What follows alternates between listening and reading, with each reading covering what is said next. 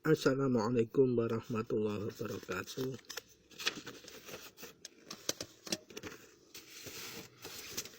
Para sutresna ingkang manulya, sugeng pepanggihan malih kalian siaran Teguh Rahayu Slamet Channel ingkang tansah berbagi kawruh pangerten lan pengalaman laku ajaran luhur lan tansah berbagi kawruh pangerten ugi pengalaman laku ilmu hak, ilmu hikmah lan sedaya babagan ajaran luhur.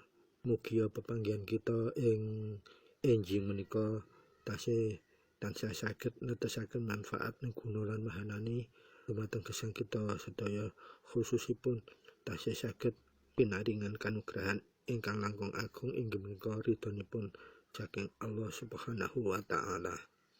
Pramila mugi para sutresna sakeluarga wonten pundi kemawon tlatah panjenengan tansah pinarengan sehat, pinarengan anugerah boten kirang suatu menapa kemawon sehingga panjenengan sekeluarga kita sami saged angraosaken kanikmatan kanugrahan ingkang pinaringan saking Gusti ingkang Maha Welas inggih Gusti ingkang Maha Asih Allah Subhanahu wa taala. Pramila kala wau kenikmatan kedah tansah kita syukuri kelawan jejegaken ngaurip ing alam dunya, minimal kita saged ngelaken alhamdulillahirabbil alamin supados napa kenikmatan kala tansah dipun tambah dening Gusti ingkang Maha Kuwasa dumateng kita sakeluarga. Amin ya rabbal alamin.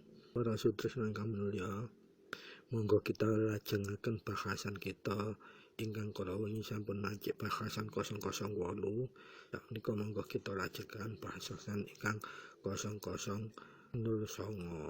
Para sutresna ingkang mulya, kados biasanipun monggo kita miwiti kelawan ngresapaken umul kitab, umul Quran, Fadilatul Fatihah sesarengan rumiyin.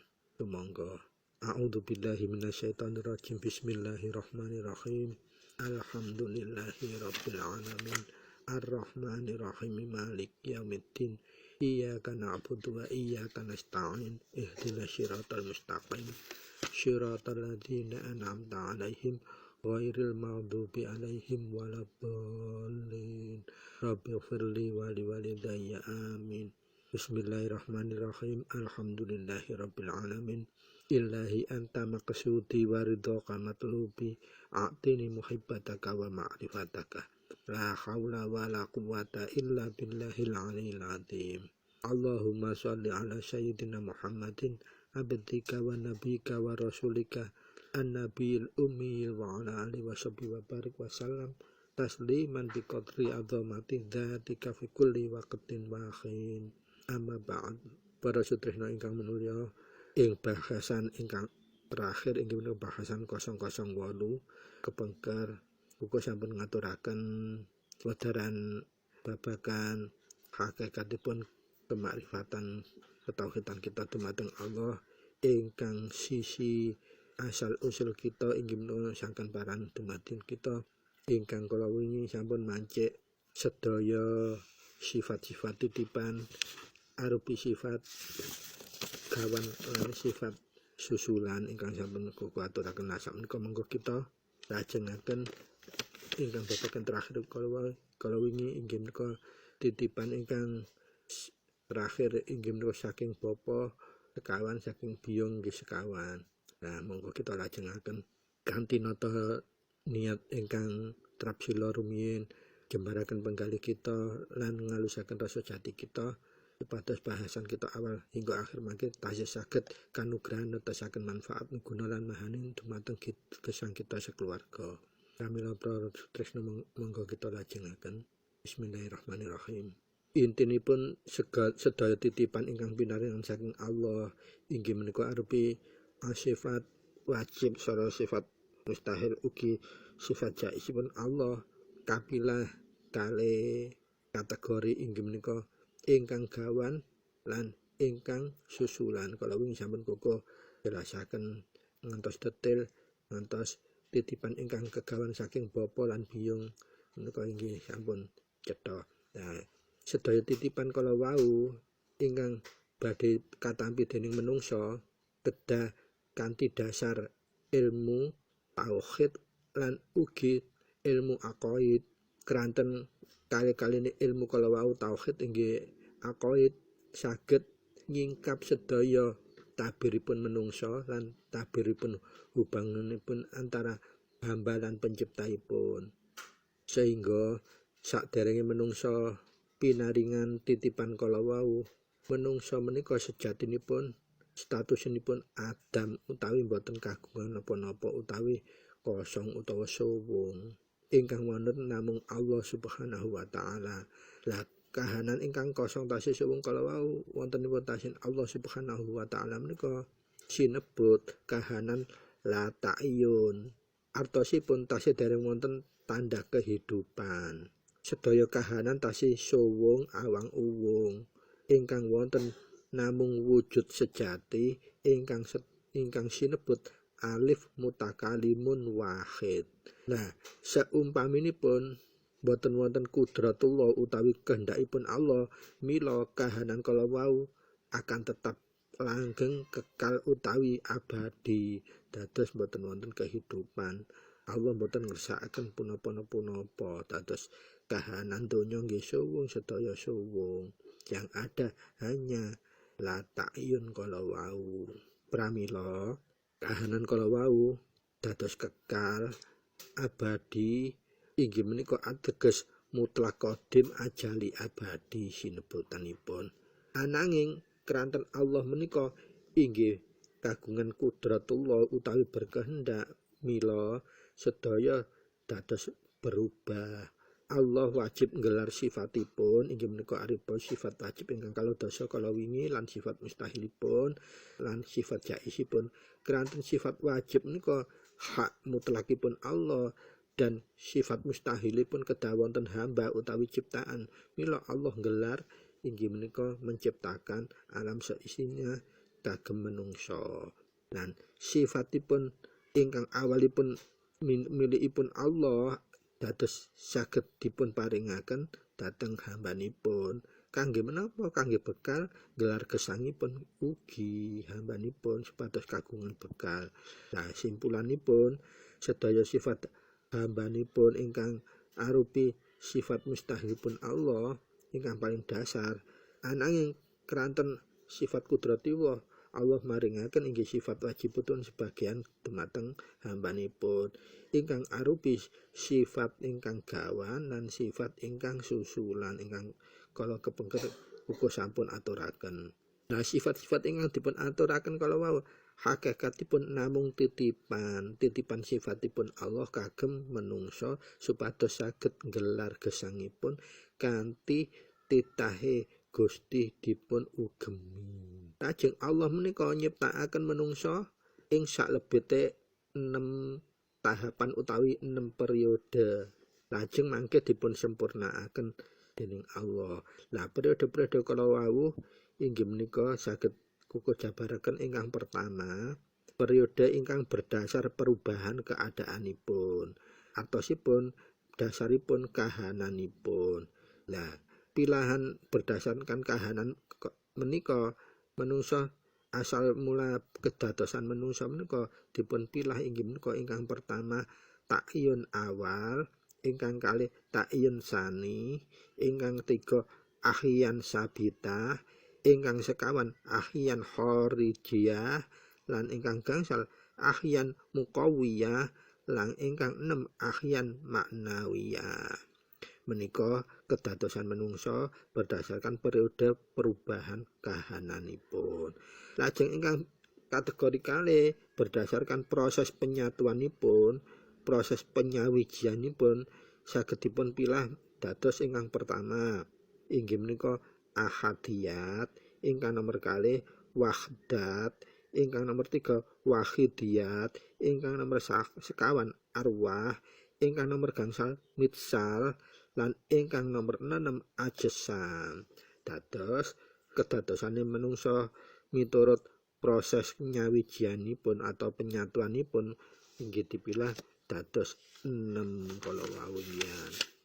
Nah, pertanyaanipun dalam kudratullah utawi kehendak Allah kala wau ing wonten pundi sifat wajibipun Allah menika mila kedah wonten ugi sifat mustahilipun.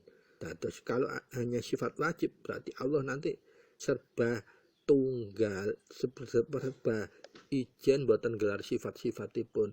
Pramila kedah wonten sifat mustahil kagem menapa kagem ngimbangi karena ada sifat wajib bagi pencipta, kedah wonten dununge sifat mustahil kagem ingkang hambane ingkang diciptakaken. Nah, mangke tetep menika kedah dipun dampingi sifat-sifat ingkang badhe dititipaken ugi. Nah, kenanten butuh kesempurnaan. Allah menika maha sempurna pramila di samping sifat wajib, sifat mustahil kedah wonten ugi sifat jaiz inggih menika sifat yang diantara wajib dan mustahil. Keranten napa sifat menika kagem dibutuhaken kagem mbuktekaken bilih Allah menika maha sempurna atau maha kuwasa. Menawi hanya wonten sifat wajib dan mustahil mangke Allah boten saged sinebut maha sempurna maha kuwasa. Pramila sifat jaiz kala diperlukan untuk membuktikan bahwa Allah itu benar-benar maha kuwasa, maha sampurna. Para sutresna ingkang minulya. Lah, menapa ingkang dimaksud la ta'yun kala wau? La ta'yun kala wau inggih menika kahanan ingkang tasih dereng menentu utawi kala wau kahanan ingkang sawa ngowang-ngowong yang hanya ada kemutlakan Allah. Bila ta'yun kala wau sinebut mengawali menungso mila hakikatipun la ta'yun kala wau inggih menika kahanan perawan utawi jejakane menungsa kiyasanipun. Pramila wujud sejati ingkang sinebut hayyun menika bilih ruhin utawi maksudipun hidup tanpa ada yang menghidupi, hidup tanpa roh menika, sedangkan wujud perpaduan sinebut hayyun birrohin menika inggih menika ateges hidup ingkang kagungan roh. Keranten sinebut hayyun biruhin mila kekalinipun saling ketergantungan. Nah, ketergantungan menika andadosaken wujud butuh Adam kagem muwujudaken sehingga Adam butuh wujud lan sabalikipun kangge menghidupi sedaya kehidupan kala wau. Mila hakikatipun hayyun birohin menika inggih menika wiji urip utawi wiji hidup. Wiji menika artosipun inti utawi sarinipun jisim menungsa. Lajeng wiji kala wau saged kapilih dados sekawan inggih menika wadi, madi, mani lan manikom. Ingkang setunggal wadi inggih menika berwarna abrit, warnanipun abrit terbentuk saking darahipun manungsa. Ingkang kaping kalih madi inggih menika warnanipun kuning terbentuk saking air menungsa, toyanipun menungsa. Lajeng ingkang kaping 3 inggih sinebut mani artosipun ateges warnanipun ijem utawi ijo terbentuk saking daya panguwasane manungsa. Lajeng ingkang sekawan manikom inggih menika warnanipun pethak terbentuk saking cahyanipun menungsa.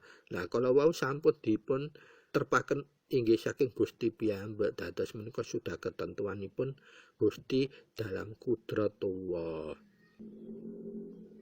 Lajeng sampun dipun sebut ing nginggil kala wau ingkang sampun rumiyin kala wau bilih jagat menika terbagi dua ugi lan kekali-kali menika inggih menika sami dalam kandungan unsuripun. Unsur, elemen, atom inggih menika bagian ingkang paling kecil sesuatu benda atau sesuatu benda itu pasti ada kandungan elemen unsur paling terkecil sinebut atom. Lah menika inggih sampun trep kalian ilmu pengetahuan. Pramila unsur menika pada prinsipipun terbagi kalih. Unsur ingkang sinebut primer lan unsur ingkang kategori sekunder. Lajeng unsur ingkang primer inggih menika unsur ingkang membentuk bagian pokok suatu benda menika ing unsur utama. Ingkang sinebut unsur sekunder inggih menika penunjangipun utawi unsur ingkang sekunder terbentuk saking reaksi unsur primer utawi unsur utama kala wau. Pramila ing wonten unsur primeripun jagat kapilah dening sekawan cacahipun. Ingkang pertama primeripun jagat inggih unsur tanah utawi lemah. Lajeng ingkang kalih unsur api utawi geni. Ingkang nomor 3 unsur angin utawi hawa lan ingkang nomor sekawan unsur toya utawi air. Mila wonten ing jagatipun manungsa ingkang sinebut unsur tanah menika inggih menika yang membentuk kulit kalian daging. Lajeng unsur ingkang api ing badane manungsa yang terwujud otot kalian balung. Lajeng unsur ingkang saking geni menika kawujud utek lan jerawan. Lan sekawang unsur ingkang saking toya kawujud sumsum lan getih utawi darah utawi rah. Pramila jagat menika kabentuk saking unsur dan unsur kala wau terbentuk inggih saking inti unsur. Lah inti unsur kabentuk saking apa? Nika pertanyaanipun. Nah, pramila rahasianipun syariat menika inggih wonten ing salebete jagate manungsa piyambak ingkang sinebut inti unsur inggih menika wiji. Menika inti syariatipun manungsa. Nah, kok saged mengaten? Monggo kita onceki supados dados cetha. Ing salebate unsur wadi kala wau inggih menika ketitipan unsur inti tanah utawi intine lemah. Ing salebete mati menika ketitipan inti unsur toya lan ing salebete mani ketitipan inti unsuripun angin utawi hawa lan salebete manika wonten inti unsuripun geni utawi api. Bile diibarataken mripatipun manungsa inti-inti unsur kala wau mila wadi menika ateges putihe mripat. Lajeng madi menika ateges irengipun mripat, lajeng mani menika ateges underipun mripat lan manikem menika ateges netronipun mripat. Utawi ing salebete wadi terkandung madi, ing salebete madi terkandung mani, ing salebete mani terkandung manikum. Kesekawan wiji kala wau saged nyawiji utawi nyatu lan gesang. Lah menika ingkang salajengipun sinebut Nur Muhammad. Dados ing babagan hakikat Nur Muhammad menika kabentuk keranten menyatunipun keempat wiji kala wau. Lan Nur Muhammad menika mangke andadosaken johar awal kagem pembentukan manungsa. Dados nur menika artosipun cahya utawi sorot utawi nyala utawi urip utawa gesang lan Muhammad menika artosipun inti.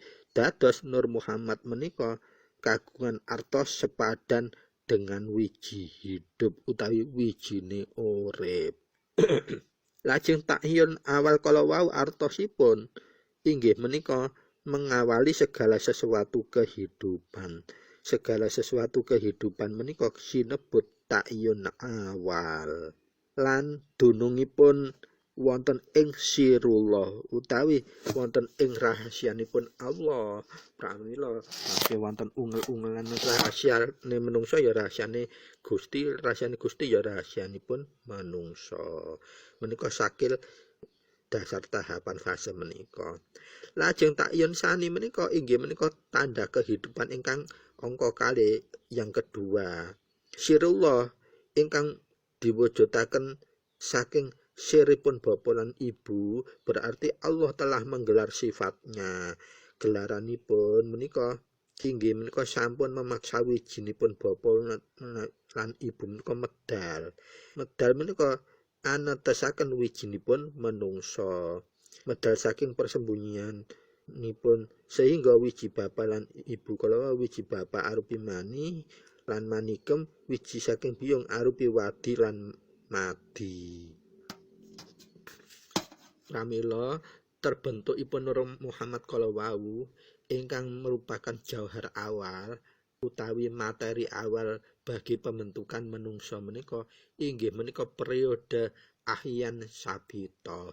Dados menika sampun mulai mlebet proses Ahyan Sabita. Lajeng Nur Muhammad kuwasa nggerakaken Istiqar Mila saged nitisaken wiji ing saklebene Istiqnah inggih menika sinebut Ahyan Khairijiyah. Dados ketika wiji menika tumitis netes menika disebut proses Ahyan Khairijiyah. Ing saklebetipun rahimipun biyung wiji terus berproses sehingga terbentuklah janin. Nah, janin menika sinebut Mukawiyah utawi Ahyan Mukawiyah. Nah, menika prosesipun terbentuknya janin sinebut proses Ahyan Mukawiyah. Lajeng merupakan johar akhir bagi pembentukan menungso. Janin terbentuk menika sudah proses johar akhir. Dados janin kala wau terus berkembang hingga terbentuk badan menungso ingkang utuhipun sinebut Ahyan Maknawiyah. Nalika janin sampun terbentuk badan menungso menika kasebut Ahyan Maknawiyah lan siap lahir dhateng donya. Tinggal menunggu titipan kala wau, titipan ingkang titipan gawan lan titipan susulan. Mila 6 periode kala wau ingkang kuku terangaken ingkang kala wau berdasar proses penyatuanipun utawi nyawijianipun maksudipun inggih menika bersatunya antara roh lan titipan baik yang gawan atau susulan ingkang dipun tampi dening jabang bayi utawi menungso kala wau hingga lahir ke donya menika wonten istilah ahadiyat inggih menika manunggalipun roh lan wujud atosipun lahir. Sebagai akibat adalah timbul osik. Lah osik menika utawi rangsangan menika yang merangsang inggih menika siripun bapa lan biyung. Wujud ketemu manih adalah periode wahadat lan sebagai akibat inggih menika timbulipun manikem. Wujud terutus saking ikhtikar kala wau ingkang mbeta manih lan manikem menuju Istighna inggih menika bertenipun madi lan wadi. Bersatunya wujud keempat wiji kala wau hingga terbentuk janinipun menungso disebut wahidiyat utawi fase wahidiyat sehingga janin menika saged menetas mila terbentuk segumpal darah. Nah, menika sinebut sangkan barang ing dumadinipun menungso ingkang sejati. Sabibaripun terbentuklah darah kala wau inggih menika kepilah inggih sekawan wonten ingkang darah merah utawa abrit terbentuk saking menetasipun wadi, lajeng darah ingkang kuning terbentuk saking menetasipun madi lan darah ingkang hijau menika terbentuk saking menetasipun mani lan darah ingkang putih menika terbentuk dari menetasipun manikem. Lah bentuk-bentuk warni kala wau akan menjadi aura tiap-tiap manusia. Aura dasaripun inggih menika sekawan abrit, kuning, hijau lan putih. Nah, nanging sabibaripun lahir sampun nampa titipan kala wau tergantung iso njaga kemurnian titipan kala wau napa boten. Pramila mangke aura-aura kala wau saged berubah ugi sesuai dengan cara menjaga titipan saking Allah, titipan ingkang bawan utawi titipan ingkang susulan. Pramila darah utawi getih ingkang 4 sekawan kala wau primeripun badhe bentuk jisimipun menungso. Lajeng sekunderipun bakal membentuk kawah lan ari-ari, getih lan puser.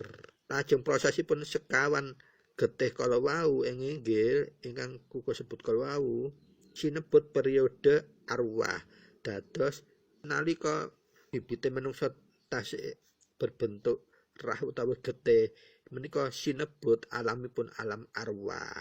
Nah menika mangke proses menika alamipun cacahipun 7 pramila disebut langit sapitu menika ateges estunipun menika negesaken fase-fase alam ingkang diliwati menungsa mulai bentuk roh ngantos lahir ing alam donya menika 7 alam ingkang dipun lewati. Sedang sekunderipun ingkang membentuk kawah ari-ari kala wau getih lan puser prosesipun 4 getih kala wau sinebut periode arwah sehingga terbentuk segumpal daging sinebut periode mitsal. Saat terbentuk menjadi daging menika sampun masuk wilayah alam mitsal. Nah, alam mitsal menika segumpal daging menika berproses malih hingga terbentuk badan manusia lan siap lahir ing alam donya menika sinebut alam ajsam. Sehingga menungso ingkang terakhir diawali kawah, lajeng badan inggih menika orokipun, lajeng ari-ari, lajeng ingkang penutupipun inggih menika rah utawi getih. Dan ingkang terakhir inggih menika puser. Puseripun lah kelahiripun menungsa kelawan bekal sedaya titipan kala wau menawi sampun sempurna sinebut insan kamil. Artosipun insan yang sudah utuh, lahir, kamil, sempurna. Lah pramila mangke semua titipan yang sudah insan kamil itu harus juga dikembalikan secara sempurna, baik itu titipan yang berupa gawan maupun susulan. Nah, ini kalau sajatosipun inti cerita kewayangane menungso, kita ini diberikan proses yang sudah sempurna, lahir sempurna, dalam keadaan suci sempurna. Pramila akhir ceritanya kita harus bisa mengembalikan semua titipan dalam bentuk suci dan sempurna. Pramila pada prinsipipun tinitahipun menungso menika hingga lahir ing alam donya menika nglewati tribuwana utawa 3 buwana, 3 buwana utawa 3 jagat. Inggih menika alam rohmani pertama ingkang maksudipun menungso menika kawontenanipun ing alam wiji lan dunungipun wonten badanipun bapa. Ingkang angka kalih inggih menika alam rohimi ateges menungso kawontenanipun ing salebetipun kandhutanipun sibu. Inggih menika ing badanipun sibu utawi biyung. Lajeng ingkang alam ingkang ketiga alam insani ateges menungso sampun berada ing alam duniawi utawi sampun lahir. Dunungipun inggih menika dhateng kepribadianipun utawi badan pribadinipun piyambak manungsa kala wau. Pramila berdasar rute tribuwana kala wau artinipun rute rohmani, rohimi lan insani kala wau lajeng syariat mengisyarahaken dengan lafat. Lafatipun bismillahirrahmanirrahim.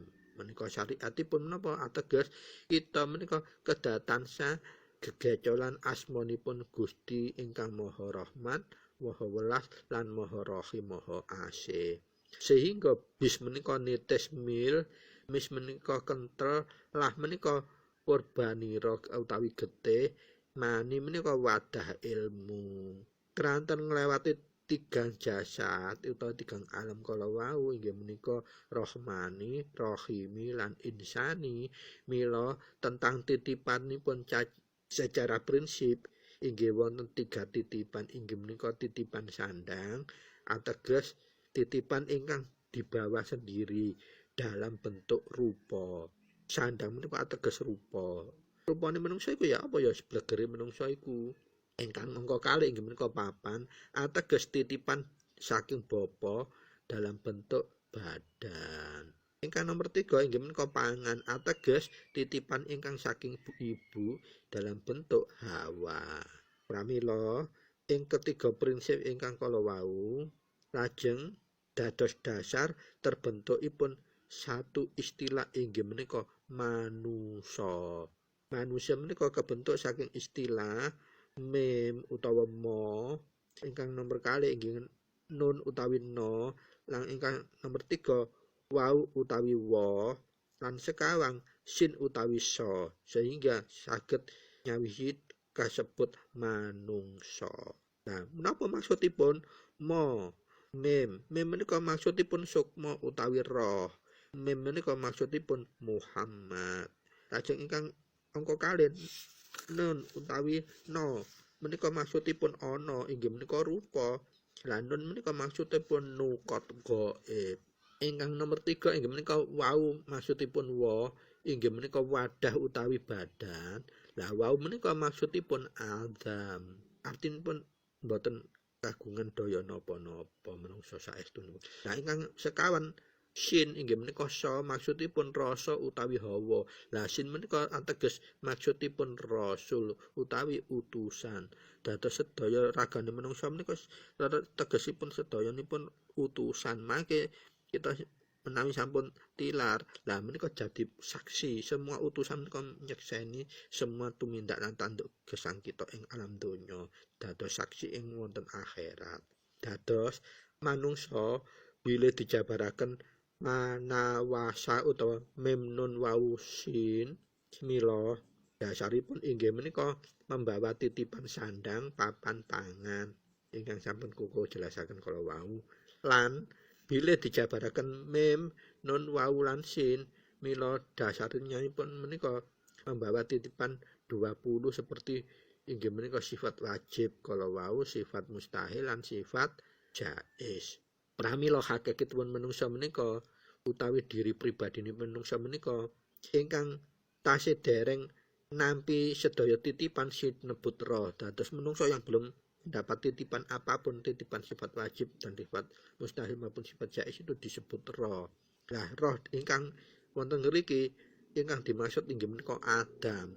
Lah roh utawi rohu utawa sira jati kala wau inggih menika sesuatu yang tiada utawi Adam nanging tetep diceritakaken kangge menapa inggih nglengkapi inti cerita. Dados gesangipun menungsa itu memang sebetulnya Adam tapi harus diceritakan karena apa? Tetap dibutuhkan kangge nglengkapi ceritane kehidupan menungsa. Supaya apa? Nanti bisa dipakai untuk rujukan. Biasan menyingkap suatu misteri kehidupan. Pramila intinipun cerita ingkang dimaksud inggih menika proses pemberian aneka titipan saking Allah dumateng manungsa kala wau inggih menika proses perwujudanipun manungsa. Mila nukot gaib ingkang artosipun bener-bener rahasia dalam hubunganipun nukot gaib kala wau inggih menika titipan saking Allah ingkang diparingaken dumateng manungsa. Lah senipun nukot gaib menika kranten kahanan titipan kala wau sakderengipun dipun paringaken inggih menika memang benar-benar rahasia atau hanya mutlak milik Allah.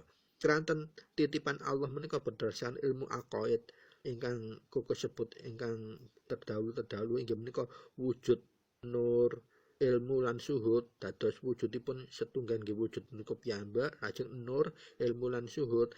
Mila roh menika pinaringan wujud mila ingkang tercipta roh menika inggih menika jasmani. Sinebut roh jasmani. Lajeng ingkang kaping kalih roh ingkang nampi nur mila menika tercipta roh nurani. Lajeng ingkang kaping 3 roh ingkang pinaringan ilmu mila sinebut tercipta roh rohani. Lajeng ingkang roh mendapat suhud mila roh menika tercipta sinebut roh rohmani. Dados ing salebete badane manungsa menika wonten roh jasmani, roh nurani saking nur, roh jasmani saking wujud lan roh ingkang saking ilmu inggih menika rohani lan roh ingkang saking suhud sinebut rohmani. Mila para sutresna sabibaripun mendaratipun pinaringipun keempat titipan Allah kala wau arupi roh kala wau ingkang 4 macem mangke dados nyata sinebut Muhammad. Nah, Muhammad menika istilah boten ateges Nabiullah Muhammad kala wau boten menika sinebutan sesebutan Muhammad menika sehingga roh lajeng terjabar dados roh jasmani, roh nurani dan roh rohani lan roh rohmani. Lah menika ateges Muhammad atosipun sudah sempurna sinebutan roh kapila 4 kala wau kelengkapanipun. Mila nukot gaib menika sinebut ugi anasir manusia, anasiripun menungso ingkang maksudipun anasir hakikatipun rupa sirine menungso kranten nyawiji menyatunipun kalian roh kala wau mila boten wonten rahasia malih ateges menapa saged wujud ketingal. Lah sedaya kala wau mendunung pramila dunungipun hakikat makrifatipun ketauhidanipun maring Allah menika inggih menika intinipun nuka gaib ingkang sinebut anasiripun menungso menika anasir yang hakikatipun rupa siri lajeng dados menungso saged wujud sehingga sifat-sifat manungsa yang dititipaken Gusti Allah kawujud sedaya ing saklebete elemene badanipun menungsa. Jagat alite menungsa kala wau sinebut wujudipun sirullah ing dalemipun ing badanipun menungsa yang kesemuanya akan menjadi syariatnya manusia. Itu hakikatnya nanti terkupas akan gamblang. Mila nukot gaib lajeng dados zat menungsa Muhammad dados sifatipun menungsa. Nah, keresan Rasulullah secara zahir menika naminipun inggih Muhammad sallallahu alaihi wasallam. Pramila zat artinipun ingkang berkuasa utawi pengek Tuhan bagi semua. Lan sifat ingkang artinipun ciri-ciri kagem menungsa. Senaosa menika asalipun saking titipanipun Gusti. Dados zat ingkang mustahil terpisah saking sifat. Ugi di mana zat wonten mila di situ pula harus ada sifat. Juga sebaliknya menawi sifat wonten di situ harus ada zat. Setiap ada zat harus ada sifat dan setiap ada sifat kedah wajib ada zat. Kalau tidak ada itu mustahil. Sehingga bila sesuatu ingkang dapat sinebut zat mila kedah wonten pula sinebut sifat ugi sakwaliipun intinipun cethae ringkesipun faktor-faktor ingkang katerangaken kukuh mulai awal hingga akhir babagan ketauhidan kesimpulan ungelanipun ing wonten ngriki ing babagan ingkang kita bahas menika pramila Muhammad ingkang saged juga jabaraken wujud nur ilmu lan suhud kala wau inggih menika sesuatu ingkang ruhiyah atau roh yang moyo. Roh yang moyo itu artinya apa? Siapa sih bisa melihat roh utawi nyawa kita? Kan gaib. Nanging wonten utawi wujud artinya ada. Pramila kawontenanipun menika disebut ruhiyah. Mila kagem syarat harus wontenipun sinebut Asia. Nah, Asia menika berarti pusat. Yaitu artinipun moyo. Ruhiyah sifatipun Muhammad lan mo. Bila diibarakan alif mila Asia kala wau inggih menika titik utawi pusat dari alif tersebut. Nah, Asia menika inggih saged ugi kesebut asma lan uga saged sinebut Adam. Bila ruhiyah menika sesuatu ingkang samar utawi moyo mila menungso maka Asia kala wau kedah sesuatu ingkang saged nyata utawi dados wadak lah menika dados badanipun manungsa supados napa sifat-sifat dat kala wau saged kawujud ana. Lah itu bukti dari kebesaran yang paling besar Allah Subhanahu wa taala. Kenapa? Hanya ciptaannya Allah yang manusia saja yang dititipi-titipan dan punya kewajiban untuk mengembalikan dalam keadaan semula. Pramila inti yang bisa kita bahas untuk sesi kali ini 009 menika unsur kewadangan pun menungso ing menika wonten 8 dari jumlah 8 kala wau saged karingkes dados sekawan inggih menika setunggal kulit lan daging, kalih otot lan tulang, 3 otak lan jerawan, sekawan sumsum lan getih. Nah, kalau bagian-bagian itu akan tidak ada maka tidak sempurnalah semua sifat dan tersebut. Lajeng bilih kesekawan kala wau kewadangan menungsa menika diibarataken dados tempat bagi roh atau wadahipun roh. Dados roh itu bersemayam di antara sekawan kala wau, ya di kulit dan daging, ya di otot dan tulang, ya di otak dan jerawan, yadi sumsum dan darah. Pramila menika kasebut wadahnya roh. Inggih menika sinebut roh jasmani menempati kulit lan daging, roh nurani menempati otot lan tulang, lan roh rohmani menempati otak lan jerawan, roh rohani menempati otak dan jerawan, roh rohmani menempati sumsum lan getih. Bila para sutresna kang manulya, keempat unsur kewadangan utawa kewadahipun menungso kala wau berwujud utawi saged wujud dohir utawi kasat. Ranten adanyipun ruhya lan arsyah kala wau utawi roh kala wau. Bila terpisah dengan roh, mila semua kala wau kedah wangsul saking dateng asalipun malih utawi kedah mati utawi innalillahi wa inna ilaihi raji'un. Pramila kedah kembali Adam kalau sudah meninggal, tidak ada. Yang ada tetap yang kekal kala wau roh yang wangsul dateng ing asalipun.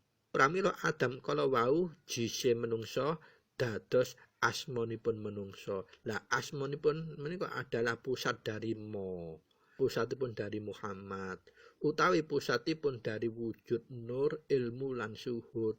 Lengkapipun pusatipun wujud utawi roh jasmani inggih menika sarkinipun utawi Roh Kudus. Lajeng ingkang kalih pusatipun nur utawi roh nurani kala wau ateges syaraf lan dadosaken syaraf utawi roh robbani. Nah menika inti-inti hakikat harus dipahami. Karena apa? Untuk mencapai keadaan gaib itu kita harus bisa membuka tabir ini. Yang ketiga, pusat ilmu utawi roh rohani inggih menika ing akal utawi roh rohani. Dan ingkang sekawan pusat suhud inggih menika roh rohmani inggih menika mukmin mungkin utawi roh idlofi. Pramila para sutresna, inti dari hakikat nggih di sini. Jadi roh wujud dados roh kudus, roh nur dados robbani, roh ilmu dados rohani, roh suhud dados roh idlofi. Lah sedaya kalau fungsine dados kewaskitanipun menungso sedaya. Kalau kita paham roh kudus, roh robbani, roh rohani, lah roh idlofi, kita saged ndunungaken sedaya kegaiban yang bisa kita kuasai. Dan semua sesuatu yang samar akan dikaruniakan karena kita mendapat titipan kalau wau, baik yang titipan gawan utawi susulan lah. Untuk mencapai titipan susulan kalau wau ini adalah capaian-capaian kita bisa memahami keseluruhan fungsi keempat roh kalau wau, kudus, robbani, rohani lan idrofi kalau wau. Pramila para sutresna, monggo kita pelan-pelan kita bahas pokokane saged cetha lan dipahami sehingga kita saged berwajahadah dados tiyang ingkang hakiki hakikat lan makrifat. Kirang langkung nyuwun gung pangreksuman, kirang langkung nyuwun gung pangaksamilan matur nuwun sanget wigatosipun. Billahi taufik wal hidayah. Wassalamualaikum warahmatullahi wabarakatuh. Sugeng pepanggihan ing edisi 050 sekawan saklajengipun bahasan 011. Matur nuwun.